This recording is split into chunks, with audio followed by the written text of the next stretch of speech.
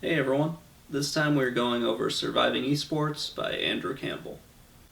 So I wanted to read this book because I didn't know really anything about most of the esports community. I know a little bit about the Twin Galaxies retro high score stuff, and I know a little bit about the FGC. I didn't know anything about kind of the broader esports. So I saw this and I decided to pick it up.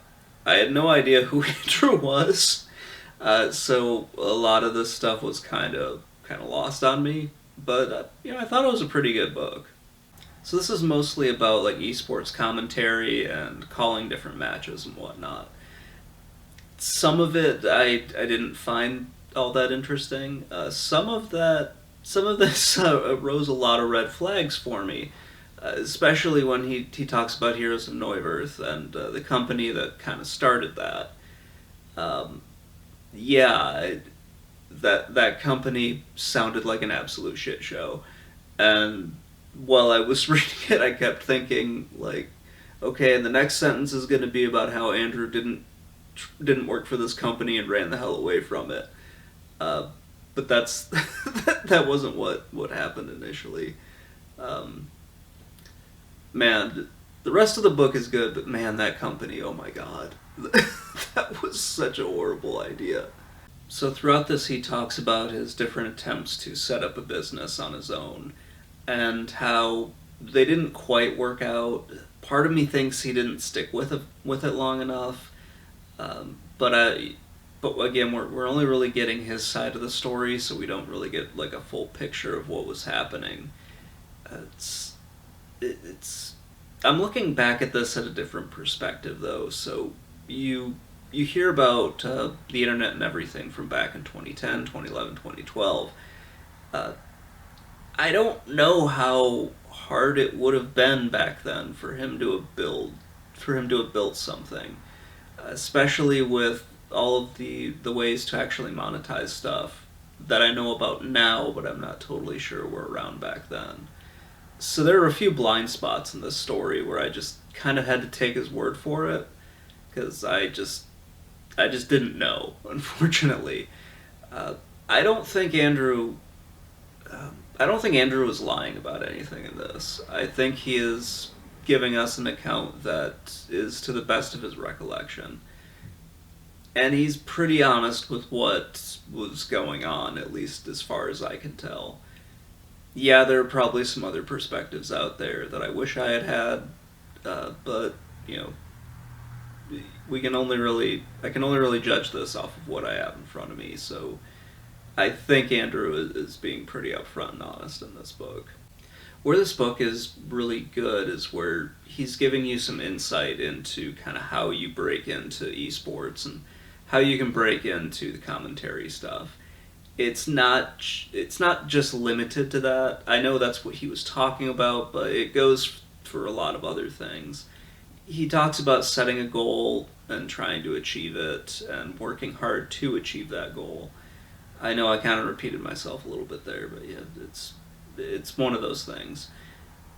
Sometimes that can be hard for people to do, but if you read this, you can see he just sort of had that drive and determination to keep going, regardless of what was going on. He really pushed himself to get this done and to get as far as he did. He's pretty upfront with some of the faults that he had when he was trying to build his own business. Part of that was he didn't communicate very well with the people that he was kind of working with. It also doesn't sound like his attempts were ever really set up like a business. It was just sort of like a project that he wanted to do and to just kind of see where that project would go. Usually when you would set up your business, you have other things laid out. You would actually communicate that to your business partners. But that was one of the things that he mentions. He's not very good at, like, or at least back then, he wasn't very good at communicating what he wanted to do.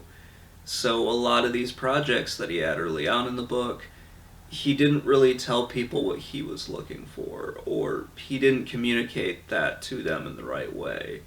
He also talks about how he kind of got angry, or more angry than he probably should have. There are other cases where I don't think he got angry enough. where I think he probably should have been more angry, but it didn't sound like he was. That could just be the way he's remembering it. It could be him kind of painting himself in a better light, that sort of thing. Uh, I just don't know. So I'm not gonna say that's exactly what it was, but and I kind of got the feeling that he probably would have said that because he did talk about certain situations where he didn't necessarily handle it well.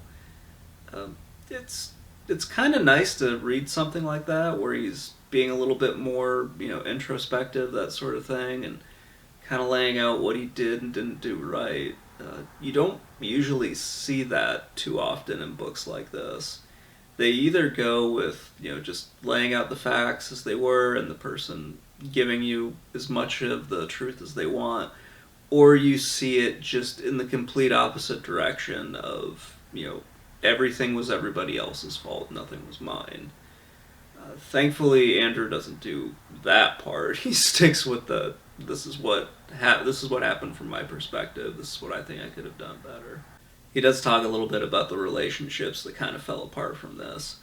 That's one of the problems with trying to start a business with your friends or kind of doing any project with your friends is you run into that issue of them not being your friends anymore at the end of this. Because if things go south or things go sideways, people get their feelings hurt, people feel like they've been lied to, that sort of thing. It can ruin your friendships and it can ruin some other stuff as well. That kind of brings me back to Heroes of Neuwirth. I'm sure the name of the company is in my notes somewhere, but it doesn't really matter too much. Andrew talks about going to them and meeting with somebody to kind of get a job as like a contractor or something along those lines. And the line that would have made me just run right out of that building was when the guy says, "We hire based on nepotism." That's a horrible idea because you should be hiring based on people who are qualified for the job, not just hiring people because you know them. That's a recipe for disaster. Andrew at least recognized that was kind of a recipe for disaster. And yeah, I kind of wish he hadn't gotten involved with that. It's yeah, that whole situation just sounded like a dumpster fire from the beginning. I'm kind of surprised that company lasted as long as it did. A lot of this book covers his time at BTS, and they're still around today. They're a very successful esports group. They're a very successful esports company. Andrew was in on the ground floor of that company getting started. I believe it's called Beyond the Summit is what the acronyms mean. And he talks about how he grew a lot as like I believe he calls it a caster and whatnot. I'm going to call it a commentator because that makes more sense to me. He grew a lot as a color commentator, and he learned an awful lot, not only about what he should be doing in order to kind of narrate these different games and everything, call the action, move the camera around, that sort of thing. He kind of grew quite a bit as a person while he was there. I got the impression that he was gaining more confidence in what he was doing. He was able to actually confront people when there were problems. Sometimes he didn't do that all that well, but he seemed to at least know what was going on a little bit more at this stage of his career than he had done previously. He also got to do a whole lot of traveling at the time, which is always a lot of fun. And that's kind of where some stuff came in, where he realized there were some issues with his payment at BTS and whatnot. And I'm going to tell you guys this from my own personal experience. If you don't feel that you're being valued by a certain company, then yes, you should probably leave. And I don't think BTS valued him for what he was doing. They were also running some other weird payment practices as well, where it doesn't sound like they were actually giving the people working for them the money that they actually deserved. And they really weren't being very upfront with it. Andrew talks about a lot of broken promises that were made to him while he was at BTS. And this is another case where I'll say we only have Andrew's side of the story. We don't have the rest of the BTS side of the story. So kind of take that with a grain of salt when you read this. It is just from his perspective, so we might not be getting everything out of this. From what he's saying, though, it does not it does not sound like BTS was treating its employees properly at the time. That's probably different now, but back then it sounded like they were in the mentality of, we're a startup, this money is ours, we need this money to get going, you guys need to make sacrifices in order for the company to keep going. It would have been better if they had communicated that properly to their employees, but it doesn't sound like they were. And it led to a lot of issues, and it kind of led to Andrew leaving and him starting up his own group. He started up Moonduck later on. A lot of these names are just kind of lost on me because I had no real idea of what they were, but it was very interesting to learn about as I was going through this. So this was a really interesting book to read, especially for someone that didn't know a whole lot about this stuff. And it's kind of cool to read about the different things that were going on in the community at the time. You kind of get a brief history of it as well, which I don't think that was Andrew's intention, but it kind of came across that way for me, so that was pretty nice. Yeah, it was a very interesting story. It's kind of gives you a lot of like I'm not gonna say that. It just gives you a lot of insight into sort of like, the streaming, esports, that sort of thing.